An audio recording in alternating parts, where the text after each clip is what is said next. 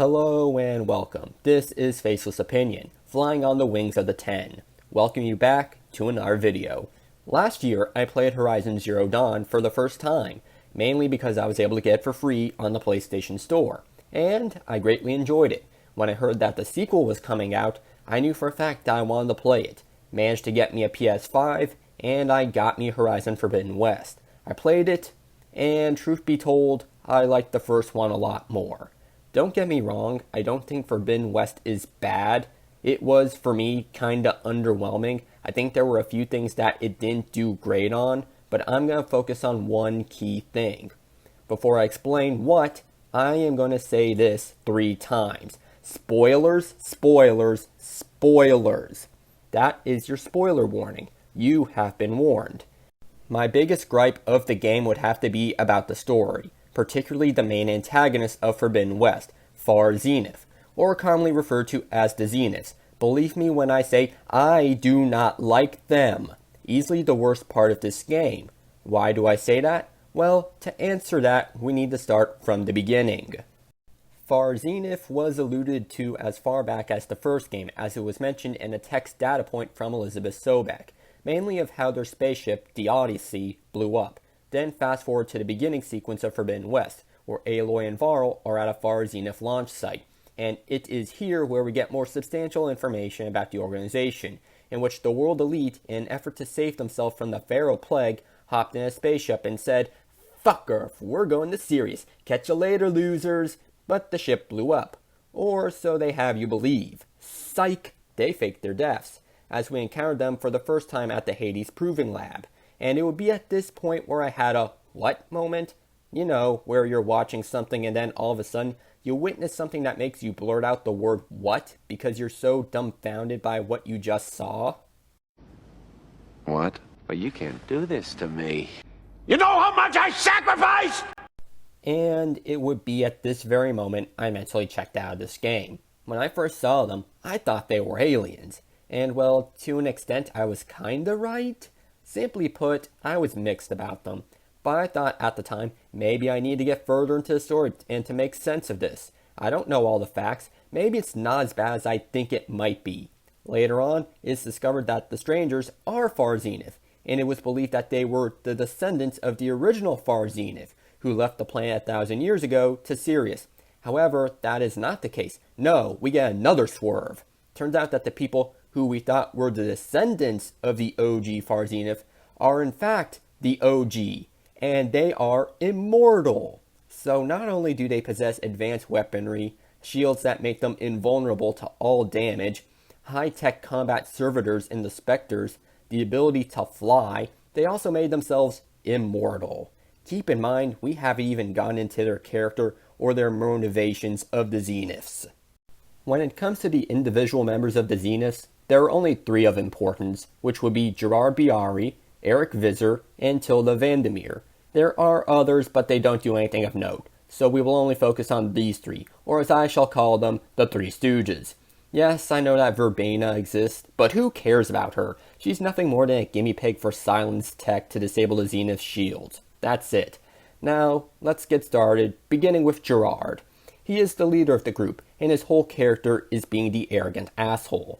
Compared to the others, there isn't much to discuss about him. You don't fight him like the others. If anything, he spends the whole time talking down to practically everyone. He is essentially the definition of a do-nothing villain because he does nothing of note. And he's supposed to be the man in charge. This Jeff Bezos knockoff is forgettable and brings nothing to the table. Now, if you think I'm hating on Gerard, I'm really not. Sure, he's an egotistical D-bag, but like I say, he doesn't do anything that makes me dislike him more than I already do. He kinda reminds me of Nazim from Skyrim, as they're both full of themselves and insignificant. Next up would be Eric. He is the enforcer of the Zenith and has no problems in wanting to take out anyone who gets in their way. As a matter of fact, he takes great joy and satisfaction in killing, evident by all the encounters we have with him. Now, I do believe he is in the same vein as Gerard, as they don't have much of a deep character as they are both kinda simple, but in Eric's case, I don't really think he needs it. He only serves one narrative function, well, technically 2, but I'd say the 2 are intertwined, and those functions would be to showcase what the Zeniths are capable in combat by showing their weapons and shield, and 2, which I would say is his main one, and that would to be a killing machine, which he excels at. Can I get an F in the chat for a boy Varl? My biggest complaint with Eric would have to be that I don't like that immediately after our second fight with him, in which Aloy does end up beating him, is then followed up by the final boss a few minutes later. I felt like either A, he should have been saved for the final boss fight, or B, his fight should have happened earlier so that you could have time to gain some more resources and be more prepped for the actual final boss. Which brings us to the last member of the trio, Tilda, who I consider to be the worst out of the bunch. And when I say worst, I'm not meaning that she's so horrible that makes her a great villain. No, I mean that she's the worst written of the bunch. Cause holy crap, when you find out what motivates this woman to do what she does, all I gotta say is, yikes. Tilda is, I guess you could say, the more level-headed and reasonable of the Zeniths. Upon first meeting Aloy in the Hades Proving Lab, she believed she could be a valuable asset, while Gerard was like, nah, Eric, kill a bitch. But after this encounter, Tilda became overly fascinated with Aloy and wanted to learn everything she could about her. Then upon meeting again in Cauldron Gemini, Tilda saves Aloy's life and defects from the Zeniths. And let's just say her reasons for betraying the other Zeniths were not benign. To keep everything short, sweet, and simple, Tilda had a romantic relationship with Elizabeth Sobek, and when Aloy discovers the real reason as to why the Zeniths came back to Earth, Tilda wants Aloy to leave with her. Aloy understandably says no, she doesn't want to abandon Earth and her friends, but Tilda's like, no, you're leaving with me. And that's the final boss. So Tilda is a psychotic lesbian and sees Aloy as the perfect replacement for her lesbian lover. If you think that is bad, I also want you to consider this. Remember when Beta talked about how Tilda showed her art collection and wanted to spend time with her and not tell the other Zeniths?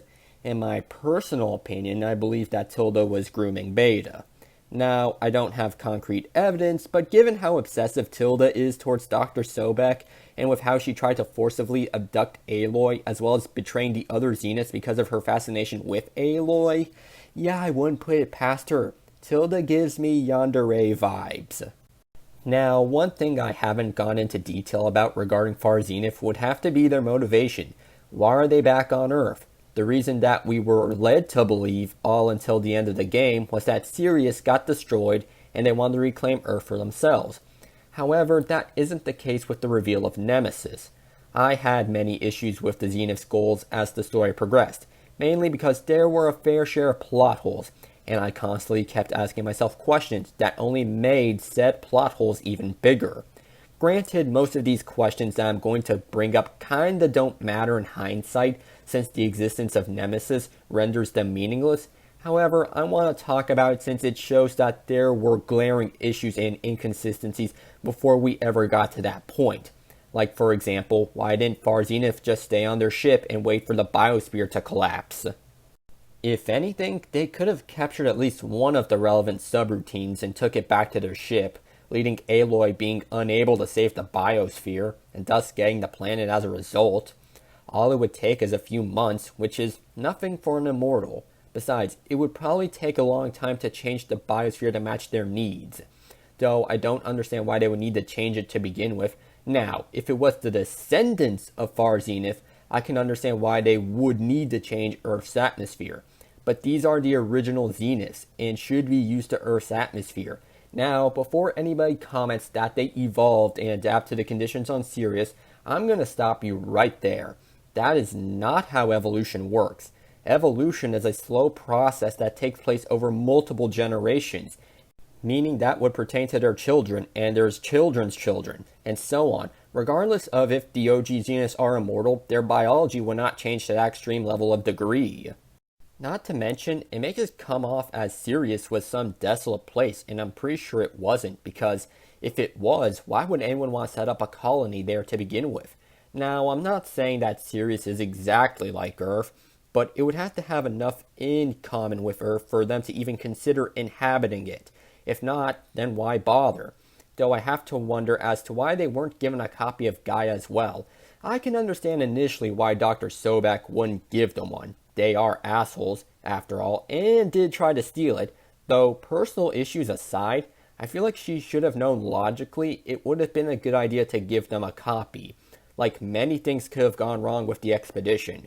For example, maybe the ship gets damaged and it's not going to be able to reach Sirius, meaning that they have to establish a colony elsewhere, somewhere that might not be hospitable. Or the possibility if they did reach Sirius, and it turns out that Sirius was not as hospitable as they initially thought it was. Anything could happen, and them having a copy of Gaia would have been beneficial, and the events that happened probably wouldn't have happened to begin with. Though the Zeniths did get the Apollo subfunction, but why? Like, if it was going to be used to educate their descendants, that would make sense, but that wasn't the case. So why did they even need to begin with? They already know their own history, so it makes no sense. They were there. They lived it. Now, one thing I want to ask is, do they really need a planet to begin with? From what I gathered, it seemed like the Zeniths spent their entire lifetime playing with VR. So, why couldn't they just stay on their ship the whole time? It lasted 1,000 years without any issues, and seems to have been improved throughout the centuries. I mean, it worked for the fat people in Wall-E. Then, let's get to some questions about Beta. How were they able to make Beta? I was under the impression that you needed the Aleufia subfunction to make a person. I mean, that is how the OG Gaia made Aloy in the first game. Not to mention, how did they get a DNA sample to make Beta? What, did Tilda keep Elizabeth's old musky toothbrush? No, wait, I actually do believe she would have done that. She seems like that kind of a freaky person. But how did she preserve the DNA sample for 1,000 years, I wonder? Anyhow, they made Beta their own personal Sobek. She is essentially a skeleton key to all Zero Dawn facilities, and they lost her. I mean, seriously, did they not try to find Beta? Sure, they sent Verbena, but she died. That should have raised the alarm to extreme levels. Not only is Beta gone, but one of their own was killed by, and I'm using their language here, by a primitive. If I was a Zenith, I would be sending out all the Spectre drones all over the Forbidden West trying to reclaim Beta or find Aloy. You only need one clone, and wiping out anything that gets in my path. But they didn't do that. I don't know if I should consider them as stupid or lazy. Then we get to the portion where I now talk about Nemesis. Now, what is Nemesis? The TLDR version is that some of the Zeniths wanted to gain immortality by uploading their brains into the cloud. Think of it like the movie Transcendence. If you never heard of it, I don't blame you, it is white-hot garbage. Moving on. It was a failure, and the Zeniths put it in the timeout corner. But Nemesis got mad, broke free, and destroyed Sirius, and was chasing after the fleeing Zenith survivors, and in an attempt to not give its former masters a hiding spot, sent out the extinction signal to try and destroy Earth. So, in layman terms, everything is Nemesis' fault, and is on its way to Earth to kill everybody. And unsurprisingly, I have issues with this one as well. Why? First of all, sequel baiting. And yes, I know the first game did that too. However, the one in the first game was more interesting, and you're extremely curious to find out what is going to happen next. While for this one, it fills me with more reluctance than anything else. All I'll say is, I'm not excited for the third game as others might be. Now, like I did earlier, I have questions pertaining to Nemesis, like, how does Silence know about the existence of Nemesis? Now I hear somebody say, "Faceless, you dunce, Hades told him about Nemesis. Weren't you paying attention? Stop being stupid." Fair enough. Follow-up question. How does Hades know all of that? Or better yet, why does Hades know about Nemesis and the Zeniths? Like, I don't understand how Hades could know that. Did Nemesis told him? If so, why? What reason would Nemesis have to explain not only who it is, but also who the Zeniths are as well? In Nemesis's eyes, Hades is nothing more than a tool to be used to slight its former masters, which is why the extinction signal was sent out to begin with. I'm trying to make sense of this. Did Nemesis and Hades have a tea party where they were discussing the plan?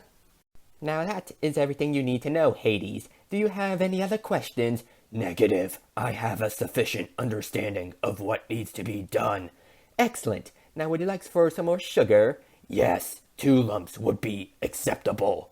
Thank you, Nemesis. Oh, indubitably, good sir. Not to mention, why did Nemesis make the other subroutines sentient? Like, how would that benefit its plan? I don't know. Nothing is making sense. Another thing that comes to mind is, why didn't the Zeniths destroy Nemesis when it was deemed a failure?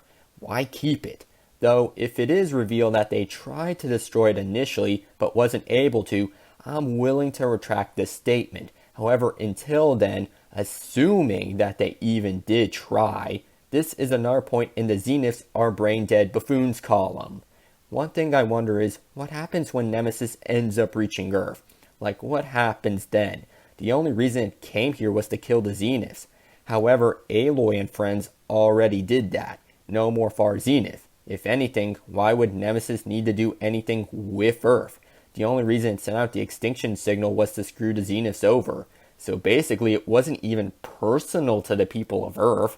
Logistically, I don't see a proper reason as to why Nemesis would want to destroy Earth now, since, like I said, no Zeniths. However, we are getting a third game, so there's going to be some BS reason as to why Nemesis is going to kill everyone, in which case leads me to my final point on Nemesis, and that would be, how the hell is Aloy and co going to stop it? Don't forget, it destroyed a Zenith colony in a matter of hours. A colony with tech so advanced that the people of Earth will never attain. It was so dangerous it made the remaining Zeniths run away from it. What chance does Earth have against that? This is not a David versus Goliath matchup. This is a mosquito versus a big rig matchup. I feel like I made a compelling enough of a case about why I consider Far Zenith to be just plain terrible. And that was just me talking about the characterization, motivation, and the actions they did. There is more I can go into, such as the overall lack of presence they have throughout the story. Sure, you have characters talking about them and putting them over as this big bad that will destroy their way of life, but the encounters you have with them are few and far between, and doesn't do them any favors. We know little about them. The big takeaway being is that they were a bunch of crappy people before the world ended, and they still are. Simply put, that is what they are. We only interact with 3 Zeniths. There are more, but they literally do nothing. Though a good enough argument can be made that the 3 Stooges didn't do anything meaningful either. Not to mention, don't get me started on the number of plot twists we got from them. The Odyssey blew up. Psych! It didn't. They faked their deaths. These are the descendants of Far Zenith. Psych! These are the OG ones, and they are immortal. We have a plan to capture Hephaestus without the Zeniths knowing. Psych! They saw past their scheme, making the whole build-up to it utterly meaningless. One of the Zeniths defected to our side. Psych! She is a psychopath. The Zeniths came to Earth because they want to terraform it to meet their needs. Psych! They're running away from a homicidal AI they created who wants to end all life. I'm telling you, the number of swerves is enough to give someone whiplash. And let me tell you, my neck hurts. Though that's probably because I slept on it wrong. Anyway, enough of my issues. Far Zenith sucks, and Horizon Forbidden West deserves a better antagonist. Who, I'm glad you asked. I thought about this for a while, and I came up with 4 different alternatives. Let's begin, shall we? Alternative pick number 1, Silence. With how the first game ended with Silence having Hades, there were a lot of questions raised. The biggest being is what's going to happen now. I'm pretty sure we all thought he was initially going to be the main big bad in it. Honestly, I was not a fan of what they did with both Silence and Hades in the sequel. Silence is on the sidelines for most of it, and Hades gets taken care of way too early for my taste. More could have been done with them. For example, you could have made Silence's group, the Sons of Prometheus, way more prominent in the actual story, instead of relegating them to rebel camps. Make them more prominent in the Tanakh Civil War, because I felt like more could have been done there.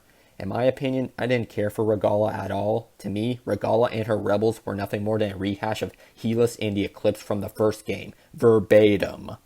I mean, seriously, compared to 2, it is practically the same character. So, I would change things up to where the Tanakh lands are divided between those who support Chief Hekarro and those who support Regalla. Maybe one faction is on his side, one on her side, and the other being neutral. And make it to where Aloy has to make a choice on who to side with. But back to Silence. I would have him and his Sons of Prometheus take a bigger role in the events of the conflict. I would also keep Hades around a bit longer. Probably have it to where Silence was able to repurpose Hades for his own goals. Now what would be his goals? The Sons of Prometheus are giving tech to both sides and watching them duke it out. Why? Because he wants to experiment with some new tech and as well as build up an army for an up and coming threat. He would also still help Aloy in trying to find the Gaia backup, but when she demands that he hand over Hades, he straight up says no to her and that he needs him for something more important, leading to the two of them butting heads, and to the conclusion where she finally does get rid of Hades for good, but makes a grim discovery. Think kinda like the Nemesis reveal, but instead that this version is evolved from the Pharaoh Plague and wants to continue its intended function. It would be revealed that this revamped Nemesis was the source of the extinction signal, and that Silence was using Hades to try and delete it, but Aloy mucked it up, leading to a third game, where they have to deal with the second coming of the Pharaoh Plague. Alternative pick number 2, Hephaestus. With the inclusion of the Frozen Wilds DLC for the first Horizon game, we were introduced to the sub-function of Hephaestus, who was originally part of Gaia but would end up gaining sentience. Given what happened in the Frozen Wilds, it would be safe to assume that Hephaestus was going to have some degree of importance in the sequel. And he does, as he is needed to help restore the biosphere, as he is the sub-function that has access to all the cauldrons and is the one who made every single machine. So for this one, I would further expand upon how Hephaestus views how the humans are hunting and destroying his creations, which leads to him developing newer and more dangerous machine types as the game progresses. Like, he gets so creative, he actually makes human-esque machines to combat Aloy and co. Think similar to how the Zeniths are in combat, because I want Hephaestus to come to a conclusion that the only way to rid himself of humans is to embrace their attributes, since they always seem to be able to destroy whatever machine that is put in front of them. Not to mention, I want to make use of his ability to move from cauldron to cauldron. I think that can make for cheeky gameplay. When it comes to the source of the extinction signal, honestly, I'm going to do what I did with the first option and have it be the Pharaoh Plague Nemesis, but this time something different happens. Nemesis and Hephaestus decide to work together, infuse into a super AI, almost similar to Gaia. Think of it as Dark Gaia, leading to a third game. Alternative pick number 3, Ted Pharaoh. Honestly, it was no surprise to me that we were going to learn what became of Ted Pharaoh. As in Zero Dawn, you could say it was up in the air. And what we got was interesting. Not what I was expecting, but I did enjoy the sequence quite a bit. Probably my favorite part, to be honest. Watching Ted's descent to madness and figuring out what became of him was definitely a ride. Though I will say I wish we actually saw what became of him. I wanted to see the monster he became. Some will say we should have fought Monster Ted in a boss battle. Me, I don't agree with that. That would have been a bit too much. One thing I am a little curious about, as it just popped into my head just now, is how come Ted wasn't a member of Far Zenith? I mean, he checks all the boxes of ideal members. He, after all, is, or was, the first ever trillionaire, making him the world's richest man, and is full of himself. I don't know. I just think it was weird that he wasn't a member, or was never considered to join. Hell, they even managed to get the immortality that Ted was wanting to get. Alright, for how I would make Ted Pharaoh the antagonist, I'm going to base this off of a conversation where Aloy and Gaia were talking about what Ted would have done if his plan was successful, in which he would proclaim himself as a god amongst the local tribes by taking control of the terraforming system with the use of his Omega clearance. That honestly is what I'm going to do. Ted's immortality treatment was a success with a very small number of hiccups and becomes the deity of one of the tribes. Let's make it the Quen, since they are enamored by things like the ancient world and living ancestors. It's crazy, I know, but think about the interactions between Ted Pharaoh and Aloy. That could go 100 different ways. Anything could happen, from him wanting to kill her on sight to him wanting to take her as his bride. There is one change, though, I would make for this, and that would be about Apollo. In this instance, Ted didn't delete Apollo. He tried to, but couldn't get rid of him. Instead, he just removed Apollo instead, and the AI has been held captive for the last 1,000 years in Pharaoh's pyramid. And out of anger, spite, and having to deal with Ted's BS the entire time, Apollo sends out the extinction signal to try and kill Ted. If you want to have a third game, you could make Apollo the antagonist, as he would have animosity towards being held prisoner by a megalomaniac, trying to be abducted by Silence, who would want to have the AI for the treasure trove of knowledge it has, or have it to where he doesn't want to rejoin Gaia, as he views himself as his own separate entity. Alternative pick number 4, Far Zenith. So many of you may be confused by this one, as I spent the entire video bashing the Zeniths and saying that they suck, and all of that is true. However, with enough work, you could possibly salvage the group, because I love the idea of Far Zenith, that a group of people not wanting to stay and give their lives for Project Zero Dawn, instead, they decide to look for an alternative. Space! I present to you the modified Zeniths, in which they are the actual descendants and are not immortal, where they left Sirius because it got hit by a meteor that caused ecological damage and not because of deranged AI they made. The Zenith sent out the extinction signal because they want the Earth so they can start over, and want access to Gaia because they need her to modify the biosphere, because Sirius was a lot more different to Earth than initially believed. Because of this new environment, the Zenith shields protect them from the atmosphere and the inhabitants. Speaking of, the new Zeniths view themselves as the true heirs of humanity, and not the savage tribes as they view Project Zero Dawn as a failure, since their kin has devolved in their eyes, even though they have no knowledge that Apollo was purged. The Three Stooges are still there, but with some personality tweaks, as well as using more Zeniths in general, as they will sometimes pose a threat throughout. Yes, Silence still works on the shield nullifier, but Aloy has to put her intellect to the test and find a way to take down the Zeniths with their shield still intact. For example, like crushing someone under heavy rubble or drowning them. Eric is still the same, and we get his boss battle a lot earlier, mainly after when Beta goes missing and Verbena gets killed. Eric leads an army and starts raising the Forbidden West. This would take place before Cauldron Gemini.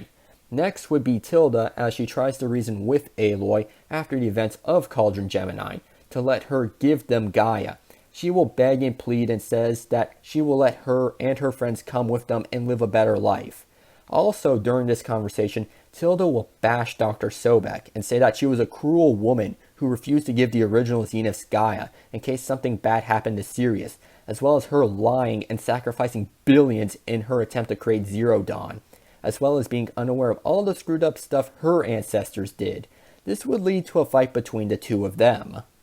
Then we get to Gerard, who will be the final boss, and honestly, he can have the Spectre Prime fight. Gerard is trying to do what's best for his people, and as their survival. He views Zero Dawn as a failure, but doesn't hate the tribes. If anything, he pities them, since they never had a chance to succeed, which would be evident at Cauldron Gemini when Gerard kills Varl.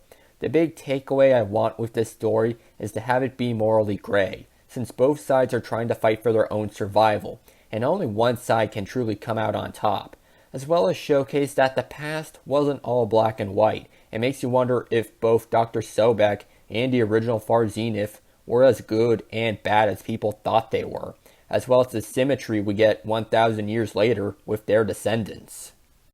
Horizon Forbidden West was okay. I'm not going to say it was awful, but I'm not going to say it was great either.